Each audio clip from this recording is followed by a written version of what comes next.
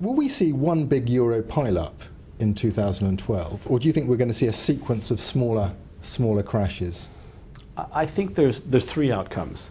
The Eurozone breaks up completely, it carries on, and it does something in between.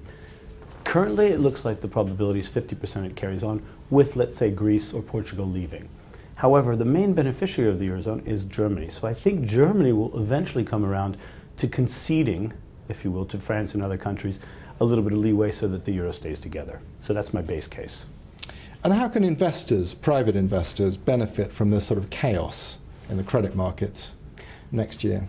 We've seen significant market dislocation, and wherever dislocations exist, opportunities abound. So if you look at Italy, if you look at France, if you look at, even to a lesser extent, Spain, they have global competitive companies within the country that are doing very well. Corporate balance sheets have been improved. So the opportunity is at the corporate level, not the sovereign level, but the sovereign dislocation has created the opportunity.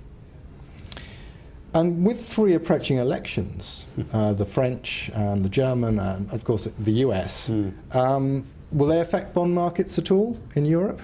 Well, if you were a politician about to be, quote unquote, re-elected, I think you would do everything that would be constructive to the markets at this stage. So yes, I think very much the elections have a lot to do with what they're going to put in place, how market friendly they're going to be, and how many changes they're going to make before the elections. Okay. I.e. positive changes. And could you explain a bit how government weakness creates bond market investor opportunity?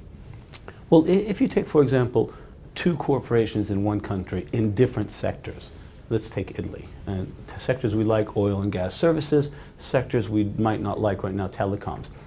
If the country itself begins to trade at 7, 8, 9%, the difference between those two sectors is also exaggerated. So in what we call relative value terms, there's a much more compelling argument to be doing those types of trades than when the government bond market is at 2 or 3%. Do you see any particular country being an opportunity? I see Spain, Italy, France, the UK, but not for the same reasons, and to a lesser extent Germany. Okay. And one question on UCITS 3. Yes. Does the existence of that mean a confusing array of choice on hedge funds for wealth managers and their clients?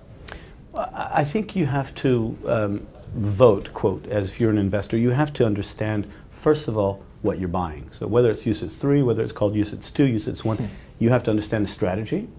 I think you need to look at managers with experience, and I think you have to understand what they're doing. So able to communicate with the manager or his PR team so that you are comfortable with the investment, irregardless of whether it has a UCITS label.